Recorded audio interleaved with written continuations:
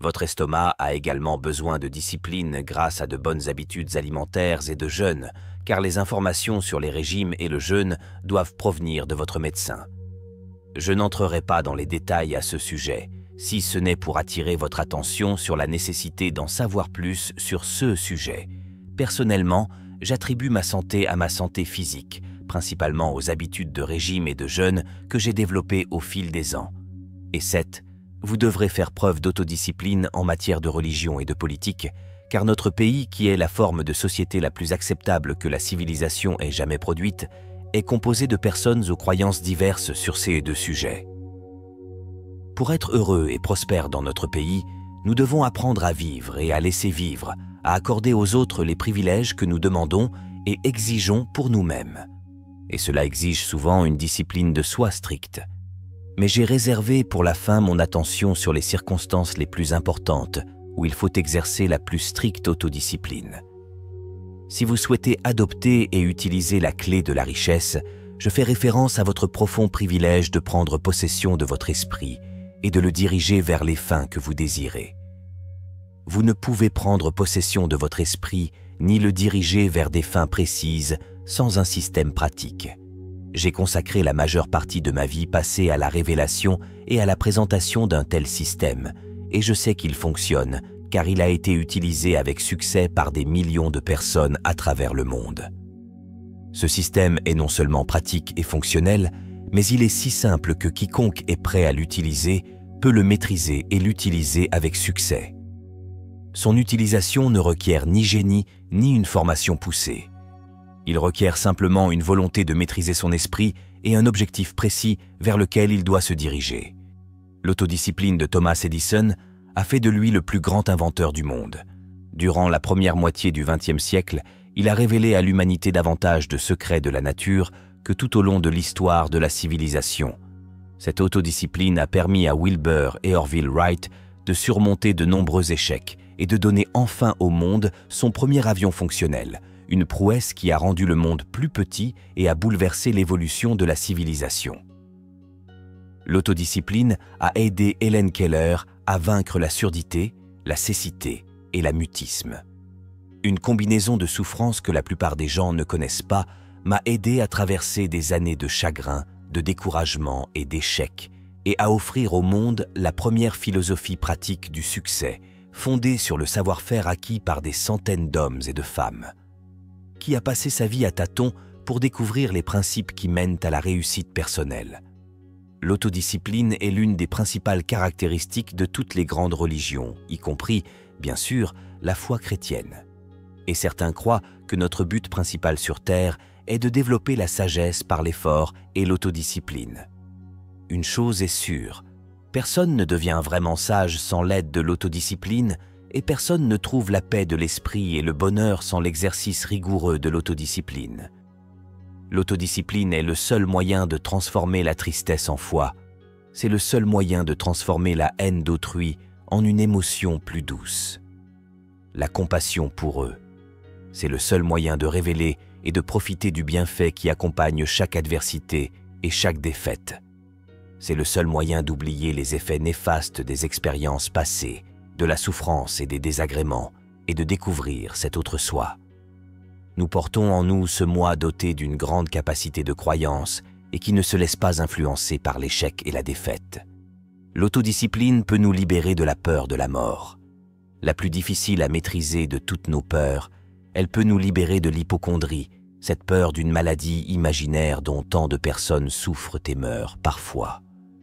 L'autodiscipline est le moyen par lequel nous pouvons penser par nous-mêmes, vivre notre vie comme nous le souhaitons et rester à jamais libérés des peurs et des limitations héritées des âges sombres précédant l'aube de la civilisation. Le Créateur ne donne jamais un bien ou un avantage sans le transmettre. Le moyen par lequel elle peut être adoptée et utilisée, l'autodiscipline, est donc le moyen par lequel le Créateur. Il nous a fourni une méthode pour accepter et utiliser la seule chose sur laquelle nous avons un contrôle absolu, le pouvoir de nos pensées. Et jusqu'à notre prochaine visite, puis-je vous rappeler que l'habitude de suivre la voie de moindre résistance rend tous les fleuves et certains hommes tortueux. Eh bien, Ceci nous amène à la 7e visite. Et j'espère vous remettre la clé du succès avant la fin, car mon sujet vous en rapprochera si près que vous serez capable de la reconnaître. Comme je l'ai suggéré lors de précédentes visites, une attitude mentale positive peut éliminer tous les obstacles qui se dressent entre vous et votre objectif principal dans la vie. Compte tenu de l'importance du sujet de notre visite, je ne me contenterai pas de vous expliquer qu'une attitude mentale positive figure en tête de liste des 12 grandes richesses de la vie, mais je vous donnerai également des instructions claires sur ce que vous devez faire pour garder un esprit positif.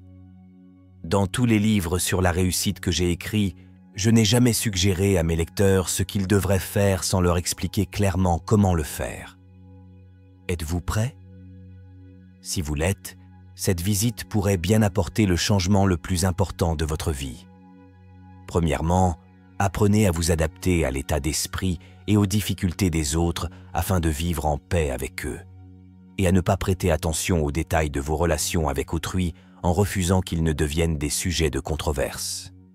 Les gens remarquables évitent toujours autant que possible les petits incidents controversés. Deuxièmement, établissez-vous un système précis de conditionnement mental au début de chaque journée, afin de le maintenir positif en toutes circonstances. Troisièmement, apprenez l'art de vous vendre aux autres par des moyens indirects, par exemple en posant des questions suggestives, ce qui suscitera chez eux les réactions souhaitées.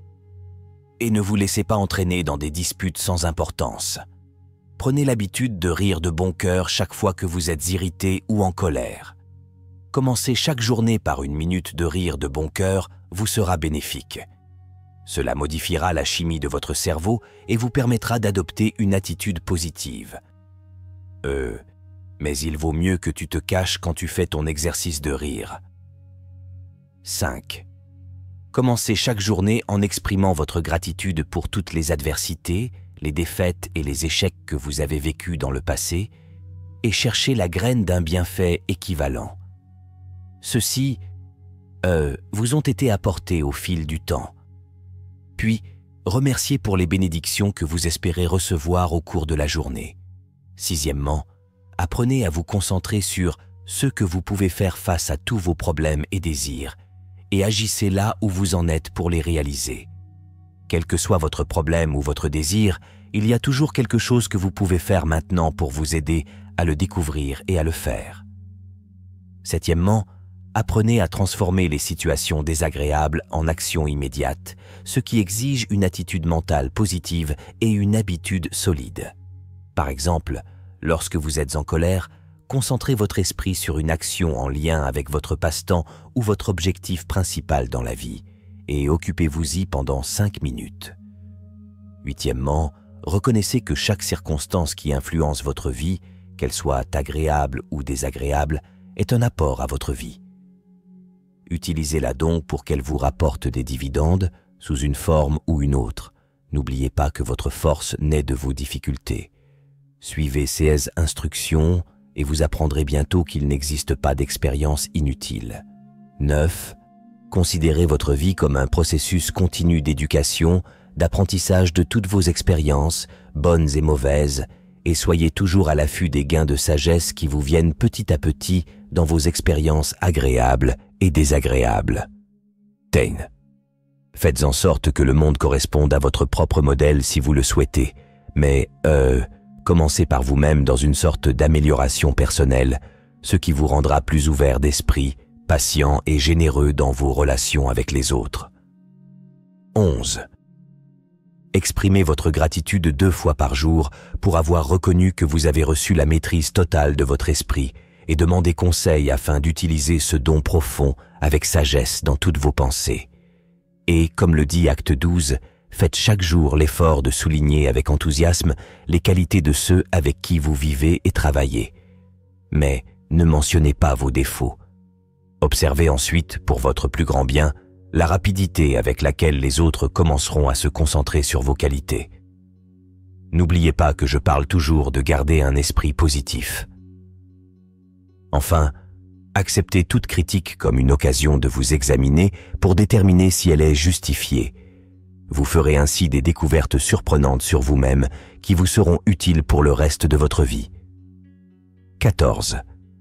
N'acceptez rien de la vie ou de quiconque que vous ne désiriez pas.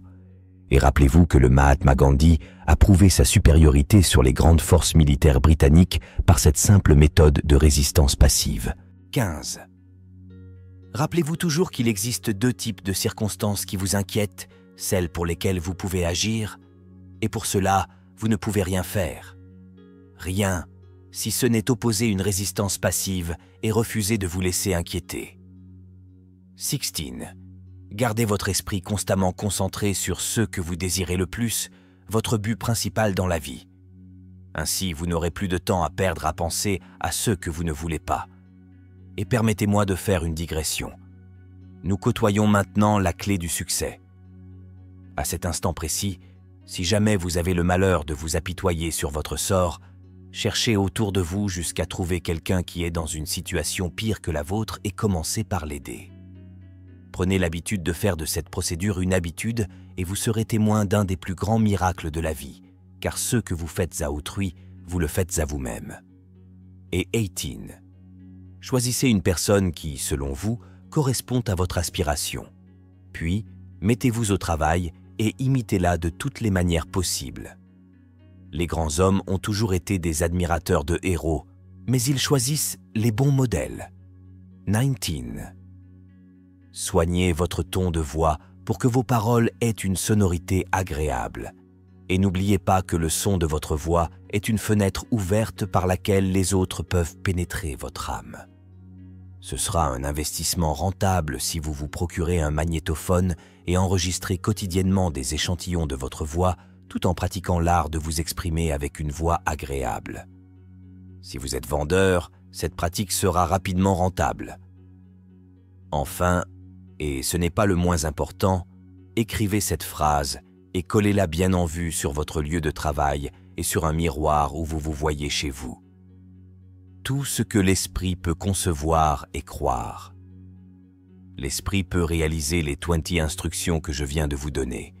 Elles sont issues de mon expérience personnelle de plus de 40 ans et reflètent également mes observations auprès de plus de 500 personnes qui ont réussi et qui m'ont aidé à structurer la science de la philosophie du succès.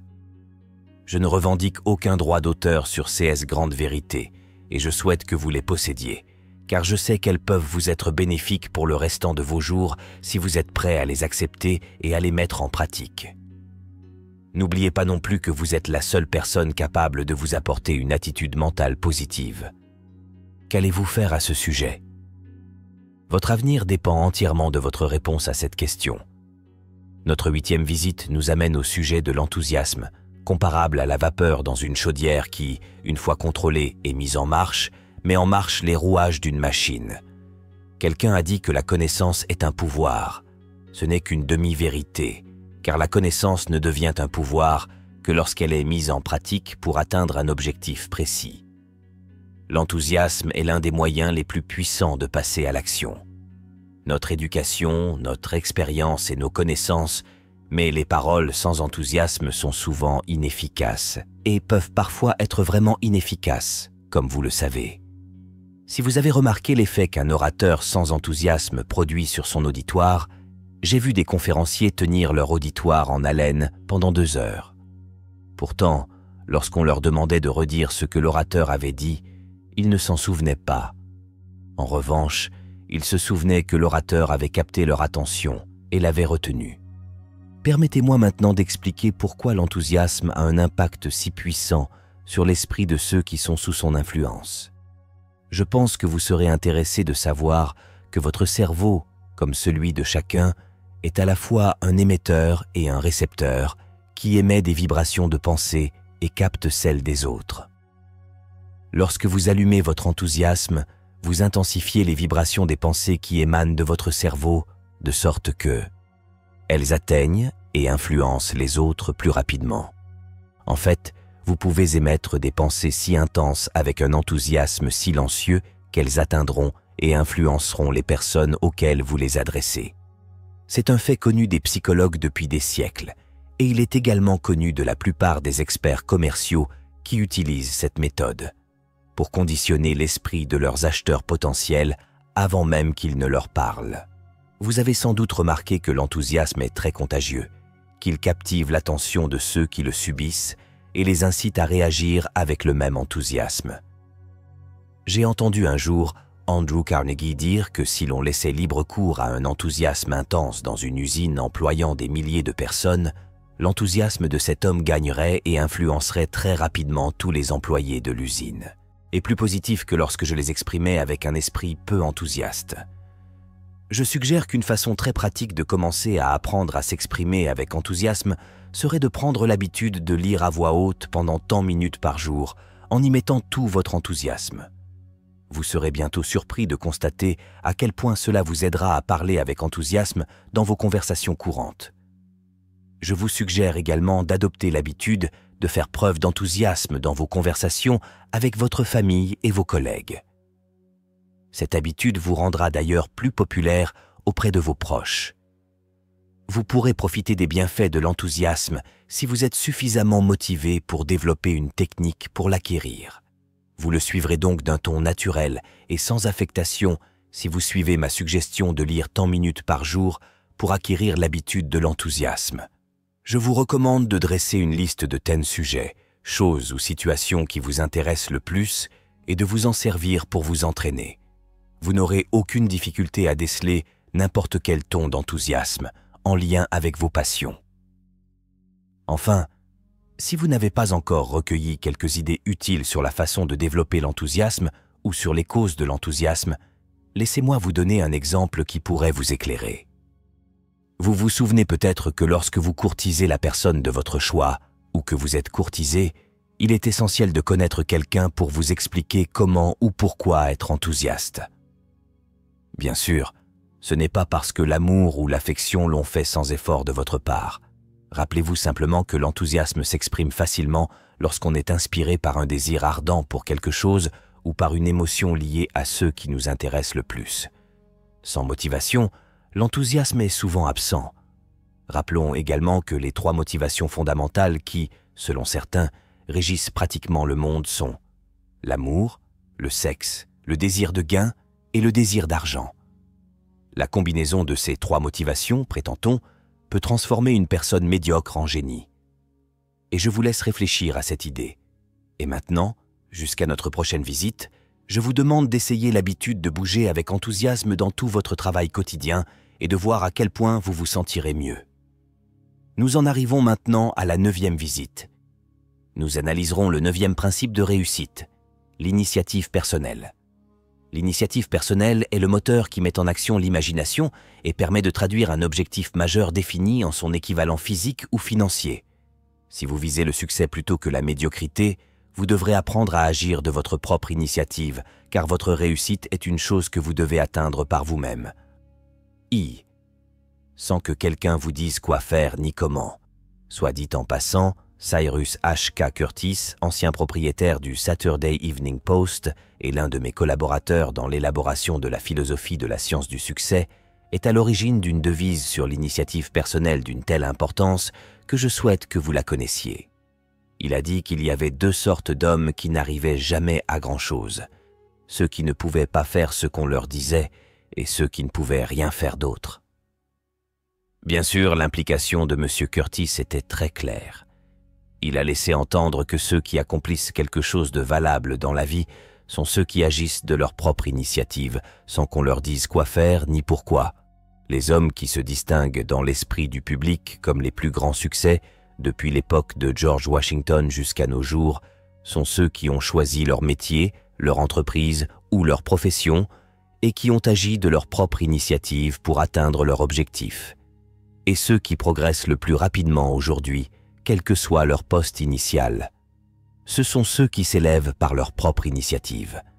L'habitude de l'initiative personnelle incite non seulement à agir de manière responsable, mais aussi à persévérer jusqu'à ce qu'ils aient achevé leur projet d'une manière qui convienne à tous.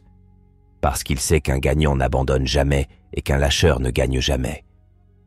Et c'est le moment idéal pour dire quelque chose que j'aurais peut-être dû dire plus tôt. Un grand succès est fait d'une multitude de petites circonstances, chacune étant si petite et apparemment insignifiante que la plupart des gens la négligent, la jugeant insignifiante. Certains pourraient penser, par exemple, que l'initiative personnelle est sans importance, mais il suffit de jeter un œil à certains de nos plus grands succès pour constater que l'initiative personnelle a été un facteur important sans lequel ils n'auraient jamais réussi. Par exemple, personne n'a demandé à F.W. Woolworth d'ouvrir un magasin à 5 et 10 cents. L'idée lui venait de lui. Il a agi de sa propre initiative en la mettant en pratique et a pu constater sa guérison. Une fortune bien supérieure à 100 millions de dollars. Mon éminent associé, Clement Stone, a lancé son entreprise d'assurance de sa propre initiative avec un capital d'exploitation de seulement 100 dollars. Mais il a poursuivi cette même initiative personnelle et a fait de ses humbles débuts un revenu annuel brut de plusieurs millions de dollars. C'est cette même habitude d'agir de son propre chef et de faire ce qu'il voulait. C'est ce qui a inspiré M. Stone à s'associer à moi pour transmettre la philosophie de la science du succès à des millions de personnes à travers le monde. Une entreprise qui, croit-on, pourrait aider davantage de personnes à trouver leur place dans le monde que toute autre influence au cours des 100 dernières années. L'esprit d'initiative personnelle fut le principal atout qui permit à Henry J. Kaiser de bâtir un grand empire industriel et d'atteindre une position élevée dans le monde industriel. C'est ce sens de l'initiative qui inspira à M. Kaiser un tel palmarès dans la construction navale pendant la Seconde Guerre mondiale, alors qu'il n'en avait jamais construit auparavant. Un jour, alors que je donnais une conférence à mes étudiants, j'ai mentionné l'excellent palmarès d'Henry J. Kaiser en matière de construction navale, plus économique et plus rapide que les constructeurs expérimentés. Lorsqu'un de mes étudiants a pris la parole, il a déclaré « Le fait que M. Kaiser ait été ami avec Jesse Jones de la Réserve fédérale n'a pas nui à ses chances de réussite, n'est-ce pas ?» Pendant un instant, j'ai cru que cette question m'avait mis dans une impasse, mais j'ai vite repris mes esprits et j'ai répondu ceci. Non, connaître M. Jones n'a pas nui à ses chances, mais pensez aux milliers d'industriels, dont beaucoup connaissaient peut-être aussi M. Jones, mais n'ont pas pris l'initiative d'obtenir son aide financière. L'initiative personnelle est une qualité qui incite à nouer des amitiés et à nouer des liens avec des personnes susceptibles de nous venir en aide en cas de besoin. C'est mon initiative personnelle qui a incité Andrew Carnegie à me donner l'occasion d'élaborer la philosophie de la science du succès. Je souhaite maintenant vous présenter les principales qualités d'une personne dotée d'une initiative personnelle suffisante pour exercer un leadership dans son domaine d'activité. Premièrement, celui qui prend l'habitude de l'initiative personnelle a un objectif de vie précis et un plan pour l'atteindre. Deuxièmement, il a une alliance avec ceux dont l'aide est essentielle à la réalisation de cet objectif. Troisièmement, il possède la persévérance et la volonté de vaincre nécessaires pour le soutenir dans les moments difficiles et les obstacles. Quatrièmement, il prend des décisions promptement lorsqu'il dispose des éléments nécessaires pour les fonder et les modifie lentement, voire jamais. Cinquièmement, il a l'habitude d'en faire plus que ce pour quoi il est payé, et il le fait avec une attitude positive et agréable. Sixièmement, il assume l'entière responsabilité de tout ce qu'il entreprend et ne se dérobe jamais en cas de problème. 7. Il peut accepter la critique amicale sans ressentiment, car il a appris à en tirer profit. 8. Il connaît les 9 motivations fondamentales qui inspirent toute entreprise humaine et ne demande jamais à quiconque de faire quoi que ce soit pour lui sans lui donner une raison valable. 9. Il n'exprime jamais d'opinion sur quoi que ce soit sans avoir mûrement réfléchi au sujet et être prêt à expliquer comment il l'a acquise. 10. Il a l'habitude d'écouter beaucoup et de ne parler que lorsqu'il a quelque chose à dire qui peut être bénéfique pour lui-même ou pour les autres. 11. Il a un sens de l'observation des petits détails bien développé et connaît son travail du plus petit au plus grand détail. 12. Il ne dit jamais à personne de faire quoi que ce soit sans suggérer pourquoi cela devrait être fait et comment cela peut être fait au mieux. 13. Il a l'habitude de concentrer toute son attention sur une seule chose à la fois. 14. Son attitude mentale est toujours positive lorsqu'il est en communication avec les autres. 15. Si vous lui posez une question, il vous donnera une réponse directe, même s'il doit vous la donner. Il ne connaît pas la bonne réponse. 16. Enfin, et c'est peut-être le plus important, il ne remet jamais au lendemain ce qui aurait dû être fait la semaine dernière, car il sait que la procrastination est l'une des principales causes d'échec. Si vous parvenez à évaluer chacun de ces 16 traits d'initiative personnelle, vous êtes un leader dans votre domaine. Lorsque vous vous interrogez sur l'initiative personnelle, rappelez-vous que votre réussite ou votre échec dépend en grande partie de vos actions professionnelles. Personne ne vous dira ce que vous devez faire. Personne ne vous dira ce que vous ne devez pas faire. La décision vous appartient et vous devez la mettre en œuvre de votre propre initiative. Si vous travaillez contre rémunération, vous devriez décider de vous promouvoir de votre propre initiative jusqu'au sommet de vos compétences professionnelles. Et n'oubliez pas que votre promotion est entièrement entre vos mains. Lors de mes précédentes visites, je vous ai présenté un plan d'action pour atteindre le niveau de vie que vous souhaitez. Permettez-moi maintenant de vous présenter brièvement 8 principes que nous avons abordés précédemment. Le premier est la définition du but. Vous devriez désormais savoir ce que vous désirez le plus dans la vie et avoir un plan pour y parvenir. C'est la situation la plus importante de votre vie.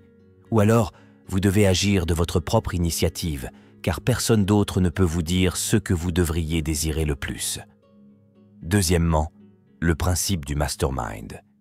Si vous n'avez pas encore formé d'alliance amicale avec ceux qui peuvent vous aider à atteindre votre objectif principal dans la vie, vous devriez prendre l'initiative de former cette alliance sans tarder.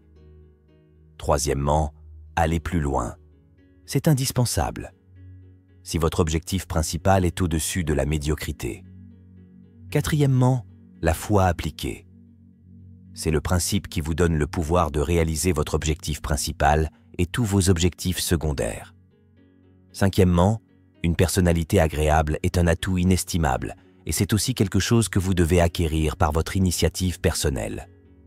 Sixièmement, l'autodiscipline. Le 6e principe de réussite s'acquiert également par votre initiative personnelle. 7. Une attitude mentale positive. La plus importante des 12 richesses de la vie est aussi le fruit de votre initiative personnelle. 8. L'enthousiasme est un état d'esprit que vous seul pouvez générer par votre initiative personnelle. Vous constaterez donc que l'initiative personnelle est essentielle à chacun des principes de réussite. Et maintenant, en attendant notre prochaine visite, permettez-moi de vous rappeler qu'il existe 2 types de personnes qui n'arrivent jamais à rien. Celles qui ne font pas ce qu'on leur dit et celles qui ne font rien d'autre. Notre 10e visite nous amène à l'un des plus étranges des 17 principes du succès, car c'est celui qui vous permet de transformer en atout chaque adversité, chaque déception, chaque défaite et chaque échec que vous rencontrerez dès maintenant et pour le restant de vos jours. Oui, le principe d'apprendre de l'adversité vous permet de transformer tous vos échecs et erreurs passés en un atout qui vous aidera à atteindre un succès exceptionnel dans le futur. Avant toute chose, je souhaite attirer votre attention sur un fait important qui pourrait vous donner immédiatement accès à la clé du succès. Votre attitude mentale positive est le seul moyen de transformer l'adversité, la défaite et l'échec en atout. Il semble que chacun ait été conçu pour connaître l'adversité, la défaite et même l'échec, dans le cadre de la méthode naturelle de désdiscipline qui consiste à apprendre à maîtriser son esprit. Mais le Créateur a sagement donné à chacun les moyens de transformer ces expériences en bienfaits inestimables. Ce moyen est notre privilège de maintenir et de diriger une attitude mentale positive malgré les bienfaits que nous pouvons tirer des adversités et des expériences désagréables de toute nature. Personne ne souhaite vivre de telles expériences. Un échec ou une défaite m'est tout aussi désagréable aujourd'hui qu'il y a une trentaine d'années, lorsque j'apprenais les échecs et les expériences désagréables à la grande université des coups durs.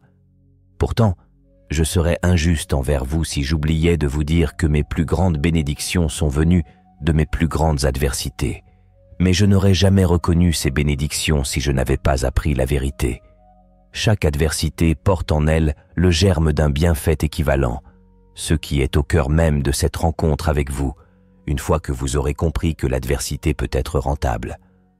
Vous prendrez l'habitude de rechercher la graine d'un bienfait équivalent dans chaque expérience que vous rencontrez. Suivez-moi maintenant, et je vous donnerai quelques exemples qui prouvent de manière concluante que les échecs, les défaites et les expériences désagréables peuvent devenir des tremplins vers de grands accomplissements personnels. Mon premier exemple concerne un homme dont vous avez peut-être entendu parler, et je suis certain que vous avez mangé une partie des aliments qu'il produisait et commercialisait dans tout le pays. Il s'agissait de Milo C. Jones, propriétaire d'une petite ferme près de Fort Atkinson, dans le Wisconsin, où il gagnait à peine sa vie jusqu'à ce qu'il soit frappé d'une double paralysie qui le priva de toutes les parties de son corps, à l'exception du cerveau. Dans cette heure de grande adversité, Milo C. Jones a utilisé son esprit, l'a pris en main pour la première fois de sa vie peut-être. Et de cet esprit est née l'idée d'élever des porcs et de les transformer en saucisses de porc. Et dans cette même ferme où, avant cette adversité, il gagnait à peine sa vie, il trouva la graine d'un bienfait équivalent qui le compensa pour la perte de l'usage de son corps et vécut assez longtemps pour voir une petite saucisse de cochon lui rapporter une immense fortune. N'est-il pas étrange que les gens doivent si souvent être abattus par l'échec et la défaite avant de comprendre qu'ils ont un esprit capable de surmonter tous leurs problèmes? N'est-il pas étrange que ma Lucy Jones n'ait pas découvert l'idée du petit cochon saucisse alors qu'elle était encore en pleine forme? Mon illustration suivante s'inspire de l'adversité d'un homme que nous connaissons tous pour avoir été président des États-Unis. Il s'appelait Franklin D. Roosevelt et il fut frappé dans la fleur de l'âge par la polio qui lui ôta l'usage de SS jambes.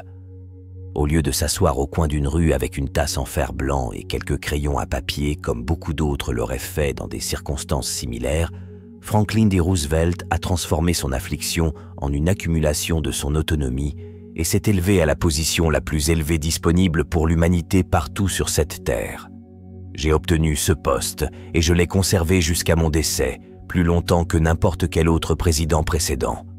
En vérité, je vous le dis, avec tout l'enthousiasme dont je dispose, vous trouverez peut-être dans l'adversité le défi nécessaire pour vous inspirer vers le succès, un succès que vous n'auriez jamais connu sans ces expériences.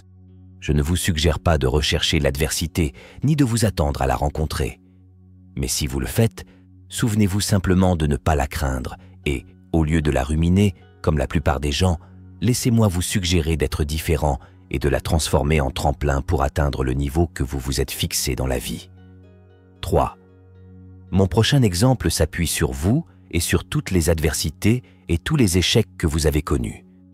Je n'entrerai pas dans les détails, car je ne connais pas les détails de ces expériences, mais je sais que cette visite vous a apporté les moyens de transformer toutes vos déceptions passées et toutes vos adversités et échecs futurs en une graine de bienfaits équivalents. Vous pouvez y parvenir en vous appropriant et en appliquant simplement les 9 principes de réussite que je vous ai présentés précédemment. Si vous les avez oubliés, écrivez-moi et je vous expliquerai comment les reproduire ici même. Je vous rappelle l'importance d'adopter une attitude mentale positive, car c'est le principe dont vous aurez le plus besoin pour transformer les expériences désagréables en atouts. Mon prochain exemple est tiré d'une expérience personnelle très intime qui a débuté au décès de ma mère. J'avais 8 ans. Je sais que la perte d'une mère, quel que soit son âge, est généralement considérée comme une perte irréparable, sans aucun bénéfice potentiel. Mais même la perte d'être cher peut révéler un bénéfice équivalent. J'ai trouvé cette graine chez l'une des personnes les plus merveilleuses que j'ai jamais connues, lorsque mon père a ramené ma nouvelle mère à la maison. C'est elle qui m'a inspiré à me préparer à l'opportunité qui m'attendait plus tard, lorsque j'ai rencontré Andrew Carnegie et qu'il m'a confié la mission d'élaborer la première philosophie pratique de la réussite personnelle au monde. Sans la perte de ma mère, je ne serais pas en ce moment avec vous et mes livres n'aideraient pas des millions de personnes à travers le monde à trouver leur place dans la vie. N'oubliez pas ceci concernant l'adversité. Rien n'est jamais si grave ou si désagréable qu'il ne puisse apporter un bénéfice si nous gardons une attitude positive face à l'épreuve et prenons l'habitude d'y trouver le germe d'un bénéfice équivalent. Cela implique bien sûr l'application de cet important principe de réussite, l'initiative personnelle, J'en viens maintenant à une illustration qui concerne notre formidable mode de vie américain, ainsi que toutes les libertés et opportunités individuelles dont nous bénéficions grâce à notre mode de vie, et cela commence par notre défaite contre les Britanniques. En 1778, tous les Britanniques croyaient probablement que la perte du colon américain était une perte irréparable, sans aucun bénéfice possible.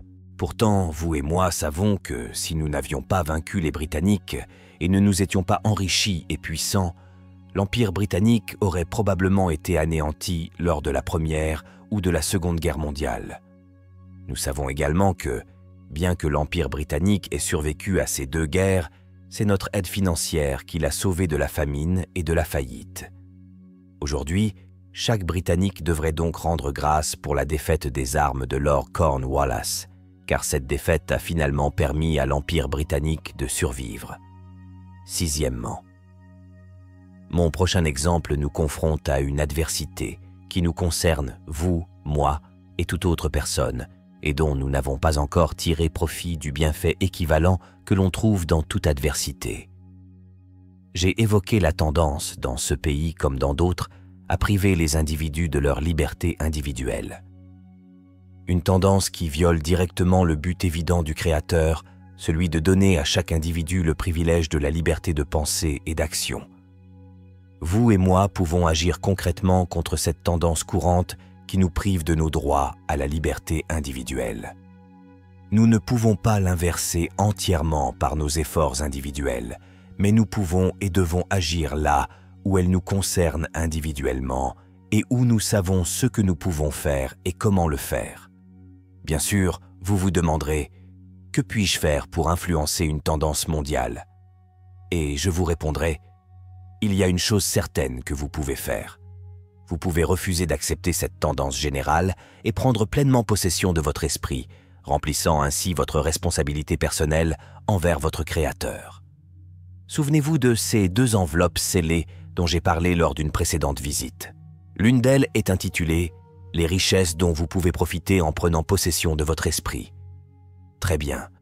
Vous avez la responsabilité envers vous-même, vos proches et votre Créateur de prendre possession de votre esprit et de le diriger vers les fins de votre choix.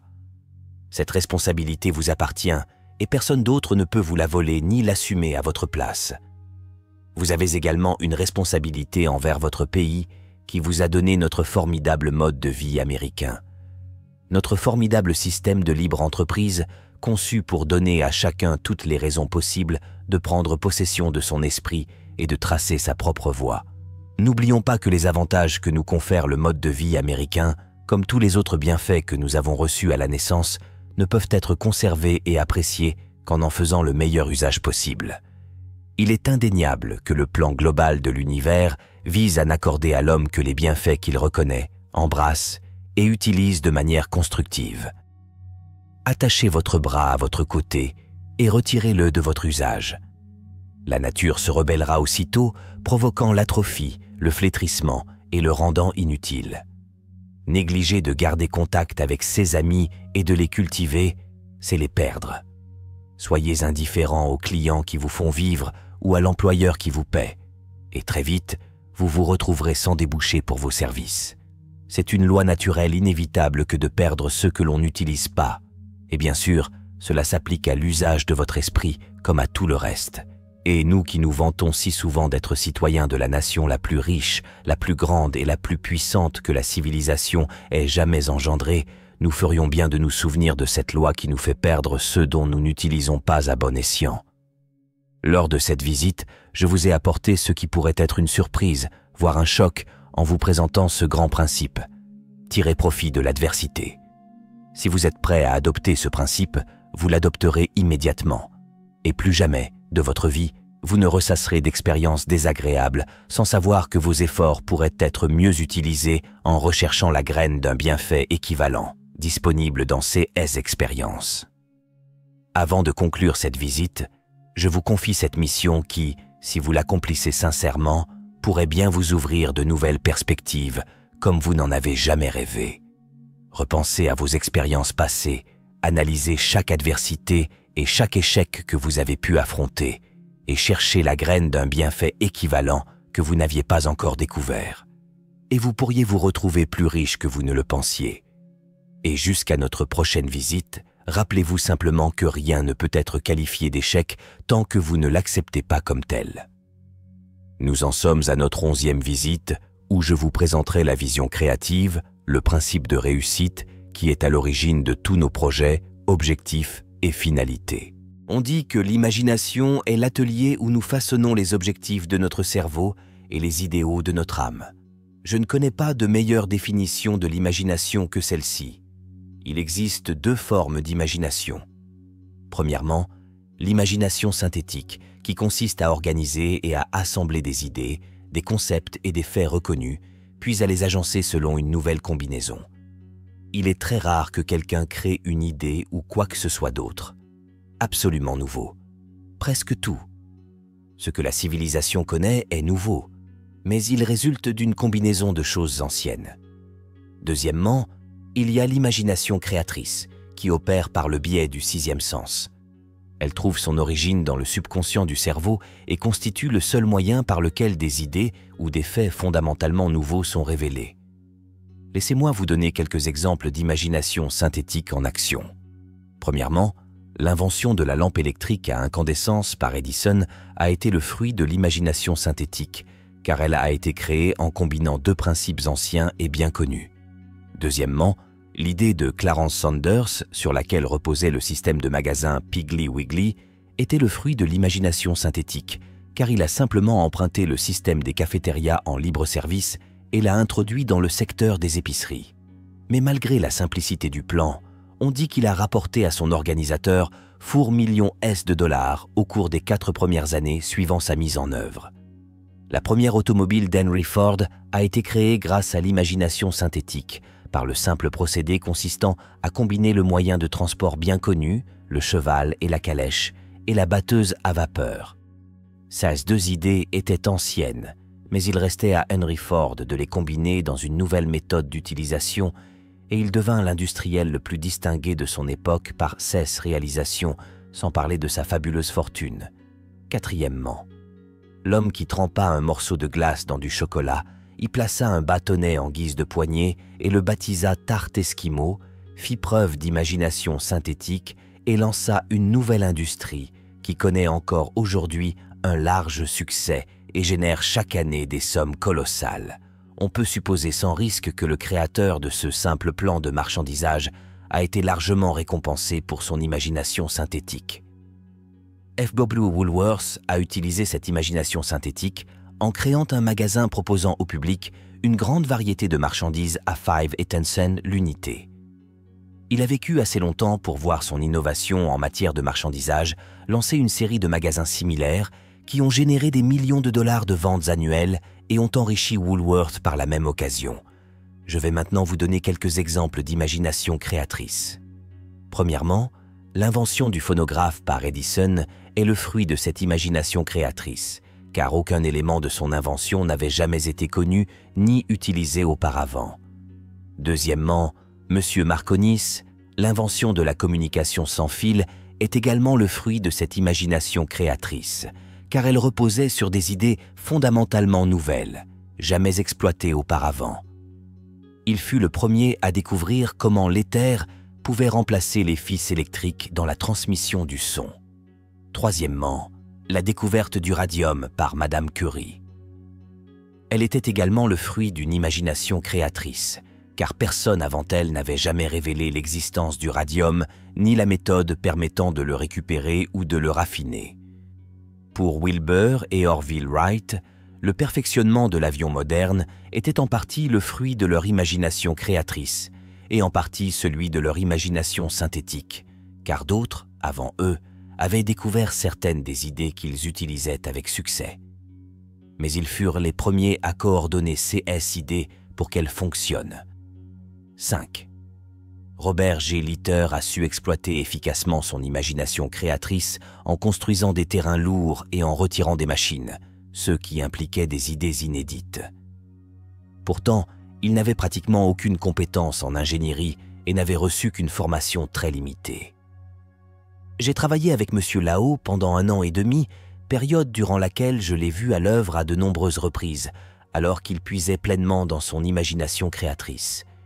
Et il reçoit ses idées de sources extérieures à son éducation ou à ses connaissances immédiates. Permettez-moi maintenant de vous donner quelques suggestions pour exploiter votre imagination en gardant à l'esprit que l'imagination, comme toutes les autres facultés de l'esprit, s'épuise lorsqu'on l'utilise et s'active lorsqu'on l'utilise. Premièrement, créez un système de marchandisage applicable aux exploitants de stations-service à travers le pays. Et votre idée, UJ, pourrait générer plus de profit que Clarence Saunders avec son magasin Piggly Wiggly. Ce système pourrait consister en des articles pouvant être distribués contre des pièces dans les machines à sous. Créer un plan ou un système qui incitera les automobilistes à être aussi courtois et attentionnés envers les autres sur la route qu'à leur domicile. Vous pourriez ainsi réduire le taux de mortalité exorbitant dû aux accidents de la route et devenir à la fois populaire et riche. Peut-être pourriez-vous ajouter à cette idée un plan d'ingénierie. Les voies publiques seraient gérées de manière à obliger les automobilistes à une plus grande prudence au volant. Vous pourriez également élaborer un plan pratique permettant aux automobilistes de bonne réputation d'être délégués comme agents auxiliaires de la circulation, équipés de radios bidirectionnelles dans leurs véhicules et habilités à dresser des contraventions et à procéder à des arrestations. Troisièmement, créez un substitut satisfaisant à la cigarette et vous pourriez devenir plus riche que nécessaire. Quatrièmement, proposez-moi une méthode acceptable pour transmettre ces principes de réussite aux enfants d'âge scolaire, et je vous dirai comment devenir riche, tant en argent qu'en bonheur, grâce à des services rendus à la postérité. En encourageant la jeunesse, proposez-moi un plan qui éveillera et sensibilisera les gens à reconnaître et à exploiter le potentiel de leur esprit, et je vous offrirai un emploi à vie, avec un salaire que vous n'auriez peut-être jamais rêvé d'obtenir. 6.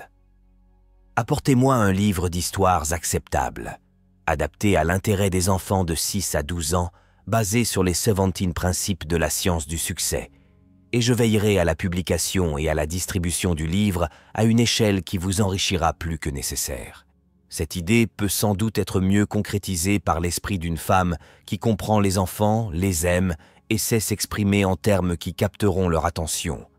Et ici, au cas où vous ne l'auriez pas encore compris, je vous amène au point où certains font appel à leur imagination créatrice et trouvent des idées qui profitent à un grand nombre et les rendent populaires et riches. Je vais vous donner ces suggestions uniquement à titre d'inspiration pour vous initier à votre imagination créatrice. Toutes les bonnes idées ont été épuisées. Vous ai-je bien entendu? Bien au contraire, les meilleures idées restent à révéler et à mettre au service de l'humanité. Il n'y a plus d'opportunité de s'enrichir. Vous ai-je bien entendu dire « Écoutez, s'il vous plaît, j'ai une réponse à cette question ». Les associés de Napoleon Hill ont pour mission d'aider les personnes ayant des idées judicieuses à les concrétiser et à les offrir au monde en échange de richesses. Si vous avez une idée qui vous semble bonne, écrivez-moi et je vous donnerai mon avis. Si vous avez une idée pertinente qui, selon vous, profitera à ceux avec qui ou pour qui vous travaillez, écrivez-moi et je vous dirai comment l'appliquer. Si vous avez découvert une meilleure façon de faire, écrivez-moi et je vous proposerai des suggestions pour en tirer profit. Si vous me proposez un plan acceptable pour inciter les couples mariés à adopter et à utiliser le principe du maître d'œuvre, vous pourriez bénéficier à des milliards de personnes vivant dans des foyers où l'harmonie règne actuellement et vous forger une réputation digne d'un roi. Si vous disposez d'une meilleure variété ou d'un meilleur plan pour l'utilisation des agents commerciaux, vous pourriez aider des millions d'entre eux à augmenter leurs revenus et vous rapporter une récompense à la hauteur de votre idée. Si vous avez une idée qui aidera les commerçants à mieux présenter leurs produits et à augmenter leurs ventes, écrivez-moi. Si je la trouve pertinente, je vous dirai comment la mettre en œuvre. Je vous conseille toujours d'exercer votre imagination, mais je suis limité. Voilà le nombre d'idées que je peux vous donner en si peu de temps, mais je vous en donnerai d'autres utiles lors de ma prochaine visite. L'imagination est une qualité qui ne s'éveille que par une action constante, fondée sur les principes de réussite que j'ai décrits lors de ces visites. C'est à vous de fournir cette action. Les règles de la pensée juste sont si claires et simples que je me demande souvent pourquoi si peu de gens prennent le temps de les apprendre. Puisque la pensée juste est le fondement même de toute réussite, je vous donnerai, lors de cette visite, une description pratique des règles de la pensée juste que suivent toutes les personnes qui réussissent. Tout d'abord, une pensée juste repose sur deux principes fondamentaux, le raisonnement inductif et le raisonnement déductif. Le raisonnement inductif est utilisé lorsque les faits nécessaires à la réflexion ne sont pas disponibles. Dans ce cas, on agit sur la base d'hypothèses ou de faits présumés.